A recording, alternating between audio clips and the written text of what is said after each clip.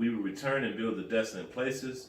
Thus saith Yahweh of hosts, they shall build, but I will throw down, and they shall call them the border of wickedness, the people against whom Yahweh had indignation forever. And that word indignation goes to righteous anger.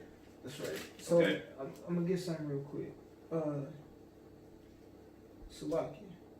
Yeah. Revelation. No, Salaki, brother. Revelation 18 and 21. And a mighty angel. I'll read Revelation 18 and 2 real quick. And he started 1. Revelation 18 and 1. After these things, I saw another angel come down from heaven, having great power, and the earth was lightened with his glory.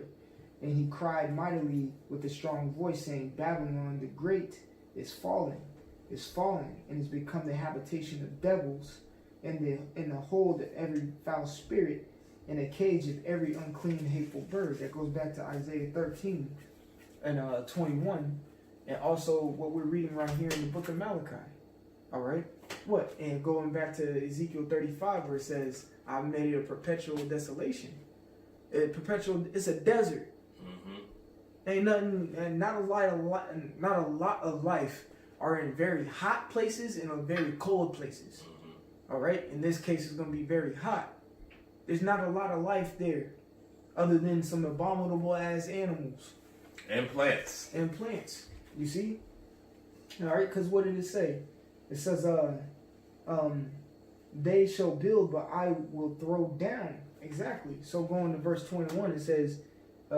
Revelation 18 and 21, it says, And a mighty angel took up a stone like a great millstone, all right, and cast it into the sea, saying, Thus with violence shall the great city Babylon be thrown down, and shall be found no more at all. Exactly. He says, you should build up, but I'm going to throw it right back down. So all these infrastructures, and just speaking on a literal term, all these things that you're erecting is all in vain. Don't mean nothing.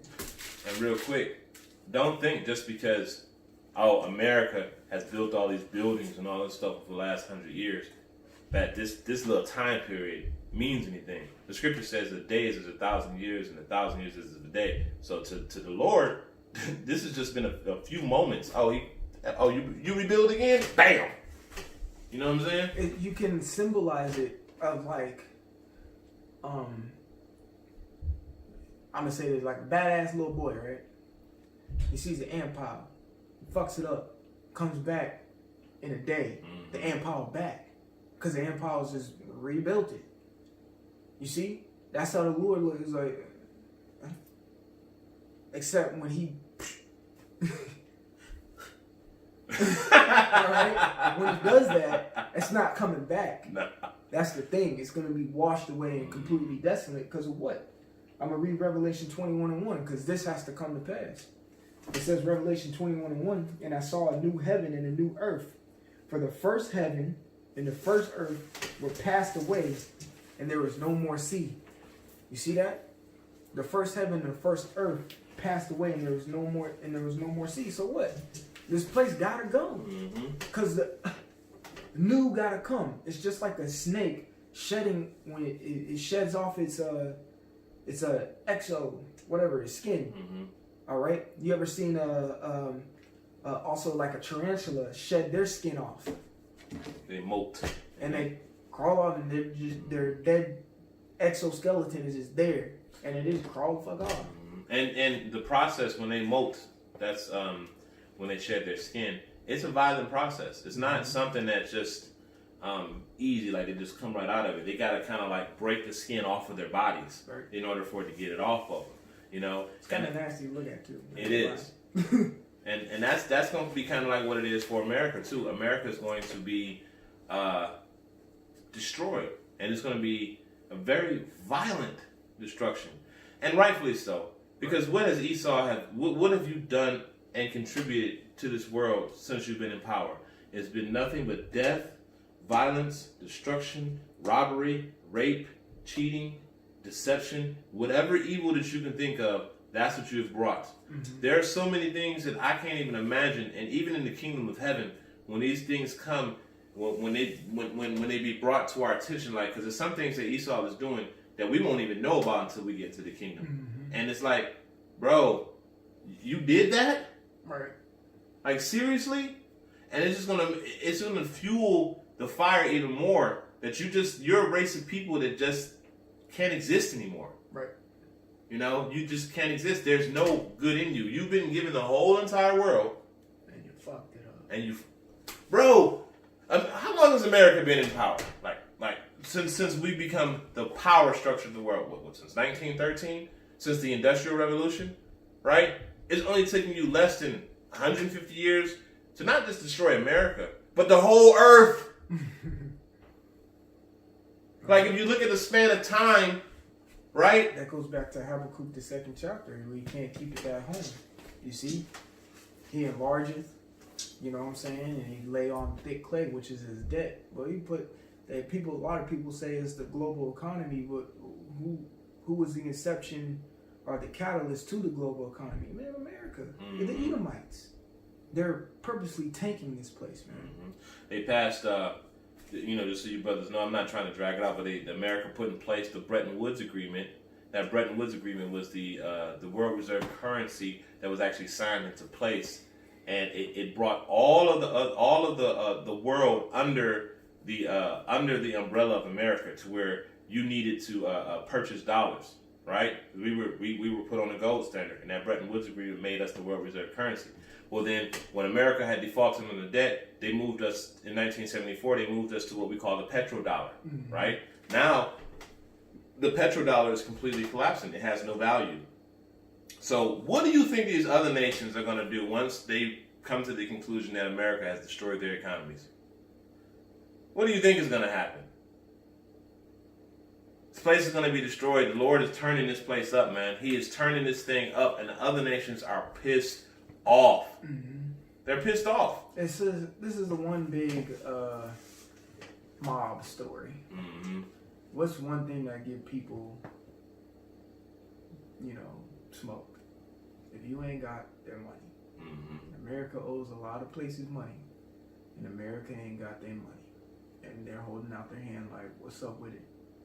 Therefore, America got to get destroyed. It's that simple, man. So let's finish off in Malachi, and we'll finish it off. Start at, but I will throw down, that's where you left off. In Malachi 1:4.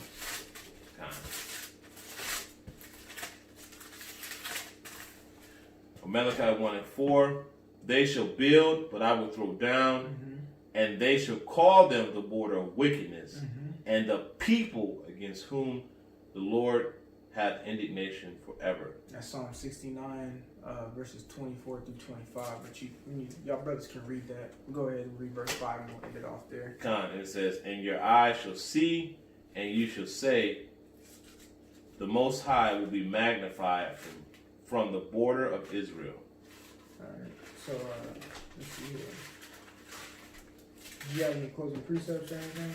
No, that was pretty much it, man. You hit everything. We'll just close it off with this real quick. Let's see.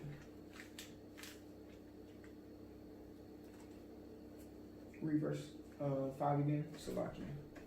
And it says, it's Malachi 1:5, and it says, and your eyes shall see, and you shall say, Yahweh will be magnified from the border of Israel. Yeah, so this is Psalm chapter 35. I'll start at verse 22 and read through verse 28, and we'll close it. I'm going to read it through. It says, this thou hast seen, O Yahweh. Keep not silence, O Yahweh. Be not far from me. Verse 23, stir up thyself, and awake to my judgment, even unto my case. I will select my cause, my power, and my Lord Yahweh. Judge me, O Yahweh, my power, according to thy righteousness, and let them not rejoice over me. Let them not say in their hearts, so would we have it. Let them not say, we have swallowed him up. Verse 26, Let them be ashamed and brought to confusion together that rejoice at my hurt. Oof. Let them be clothed with the shame and dishonor that magnify themselves against me. Let them shout for joy and be glad that favor my righteous cause. Yeah, let them say continually, let the Lord be magnified, which hath pleasure in the prosperity of his servants. Verse 28, and my tongue shall speak of thy righteousness and of thy praise all the day long. Man. So that's a heavy script right there that David wrote, man, in the Psalms. All right, he was speaking about let the heathen, let these Edomites see this judgment, but towards the end it shifted. This is poetry, man. Towards the end it shifted to say what? Let them shout for joy. And who's that them he was talking, man? Israel. Yeah. Let them shout for joy once Yahweh Ba'Shem Yahushai puts the order correct and puts it rightly, man. Did you have any closing remarks? No, the brother had put it beautifully. You know, the Lord gonna put everything back in order. He gonna destroy Esau, Edom with the sword of destruction. Hey, you know, if you would mind, let me just bring out one precept on Baba Kashah. This is Psalms 137 and 8, and it says, O daughter of Babylon, who art to be destroyed, happy shall he be that rewardeth thee as thou hast served us. You see? So, as the brother was saying, man, that shift is going to happen.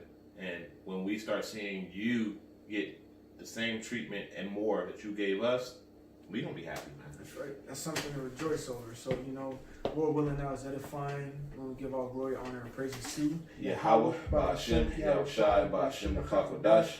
Double honors to the apostles and elders of Great Millstone, who rule and teach well. Peace, love, salutation to the elect 144 first fruit, Brother Kashakwala. Nathaniela. From the GMS Atlanta Church here in Georgia. Until next time, we want to say shalom.